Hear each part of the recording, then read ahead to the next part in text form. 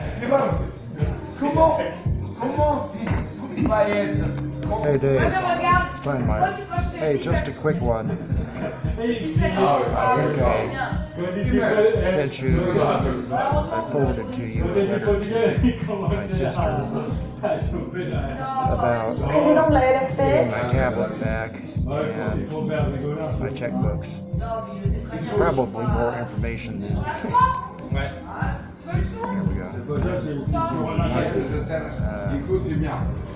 But just wanted to tell you about investing and playing for tips.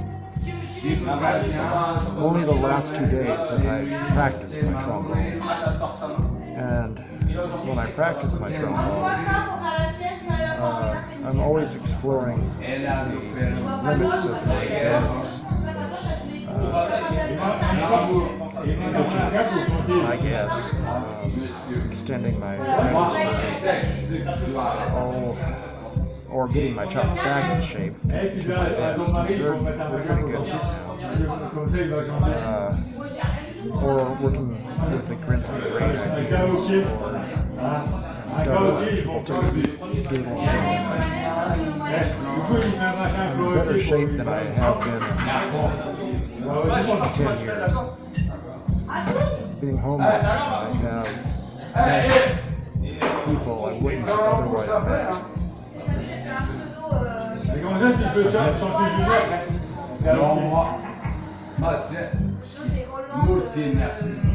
The people with compassion. And I have helped others, and I have given people a place to stay in the past. But in the future, if I have it, I'm going to share it. Anyway, about busking. I haven't done it a lot, but I've done it some, and I do it just to keep my chops in shape. And it's a different kettle of fish than, like, I love practicing scales.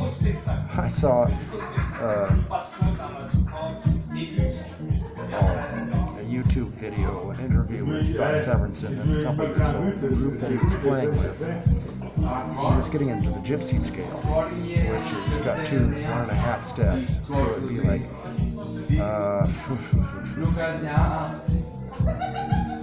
C going up, C, D flat, E natural, F. Is that right?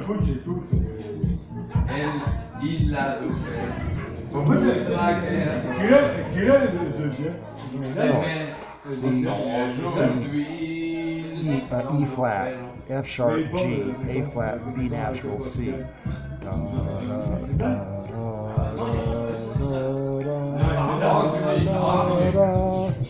Anyway, but when you bust, you're not practicing. I've heard a criticism of Sonny Rollins. I saw him in 1990. And my teacher, a national player named Jerry was probably 80. He's the one who told me that if I love music, I won't be happy doing anything else. This is when I returned to trombone after 14 years off, because I quit in 1976 at North Texas because I was good enough to know what good was. I only played my band twice in 14 years for church. When you busk, it's like performing. You don't practice. Anyway, when I saw Sonny Rollins, he played Mac the Knife for 20 minutes, and my teacher, Jerry Donna, that natural Dixieland trumpet player, hated it. He said he was just shedding his horn on stage. It was Sonny goddamn Rollins, who's still alive. I saw him on PBS talking to Travis Smiley. He's what, in his 90s and still playing. He can practice all he wants. Anyway, when I bust, I can play anything.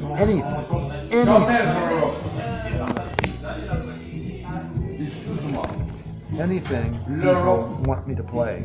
For example, I was in Chantilly at the train station, and his mother and father got off, or were coming around the corner to the front of the train station. and this 6-year-old kid said, "Are we in France?" And I said offhand to the mother and father,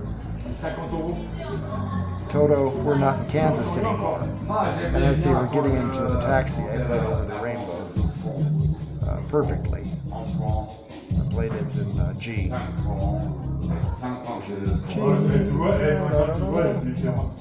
Anyway, I can play anything, and I brought tears to people's eyes, which I'm not bragging about. Mozart died in a pauper's grave. Huh? So, the last 2 days I've got to practice, and I hit all the minor scales. I play bebop scales. I add a half step. So in major, I got this from How to Play Bebop, Volume 1, David Baker. The 2 chord, you add the +4 or the +7. So da da da da da da da da. The 5 chord, you add a +7. So going up a fifth. Da da da da da da da da da. And on the 1 chord, you add the +5. So do re mi fa sol si la ti do. So anyway, that's that. God, I wish I could be there in November, hearing you and Bill. I love Bill Williams. I don't care. Glenn Ferris doesn't like him at all. Glenn Ferris is a fair weather friend. He's here, and he's a gigolo. And I think the going price to put up with someone as arrogant as his wife is probably 80 to 120K. I don't think there's a man in America that's a man that would put up with that shit. So when I lost my luggage, Glenn Ferris told me, besides, why am I always sending him all this high note stuff? He said, "Marley, you are a total fuck up." I can't do it. It's a trust fund. It's what I said about people in Sun Valley. It's what we said about people in Sun Valley that sit in front of a cafe all day reading a newspaper. They're a trust fund. They're living off the money of their parents. Well, this shouldn't be a sad or a bitter YouTube, and I'm sending it only to you. I'm not a trust funder. God damn it, I'm here in France, and I'm playing my horn every day.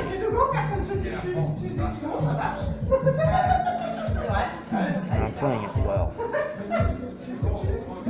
Maybe I'll teach, maybe I'll play. But I'm gonna play. I'll starve. Now, I'm close. I will starve.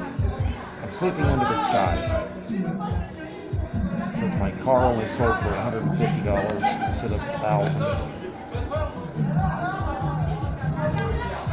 Glenn Ferris also told me I was a poet. I'm a wordsmith, and I'm gonna write. Everybody said I should be an entertainer.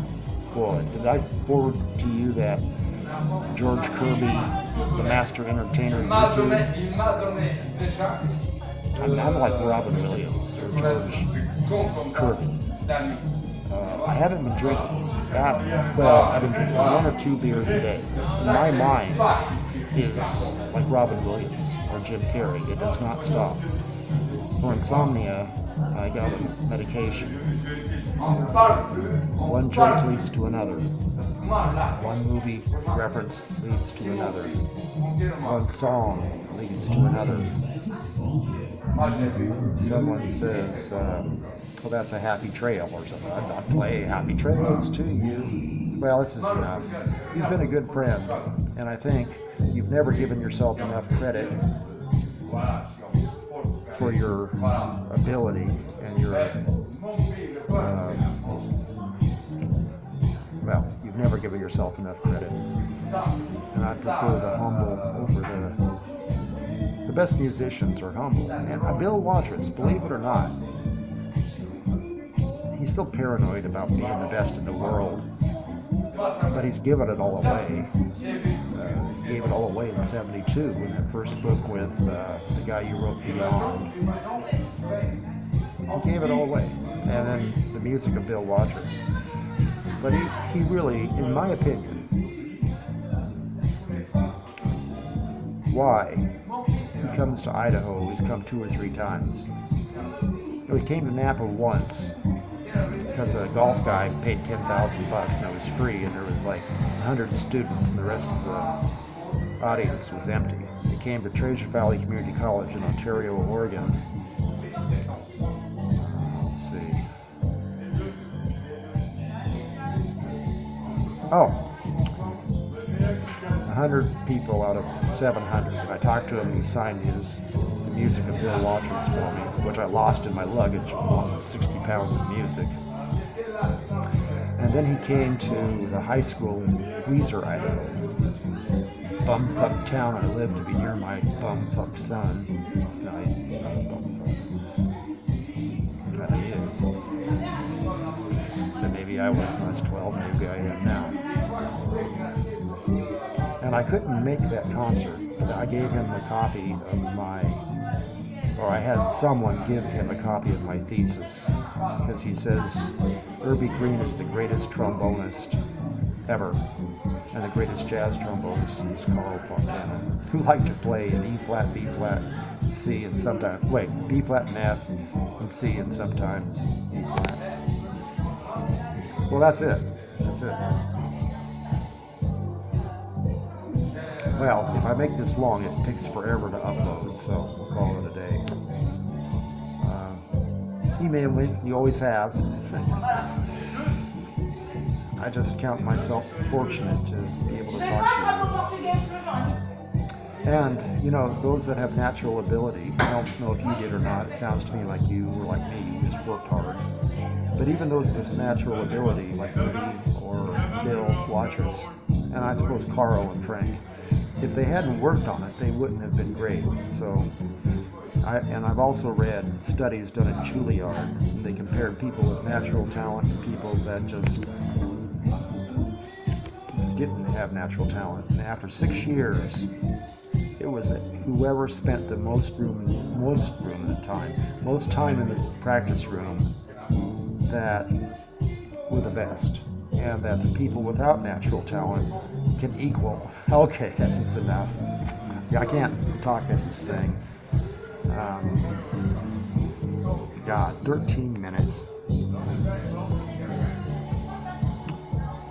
You have a good take on things, so I suppose that's why I share. Everybody has to have a mentor. Let's say you're my mentor. Au revoir. Je t'aime.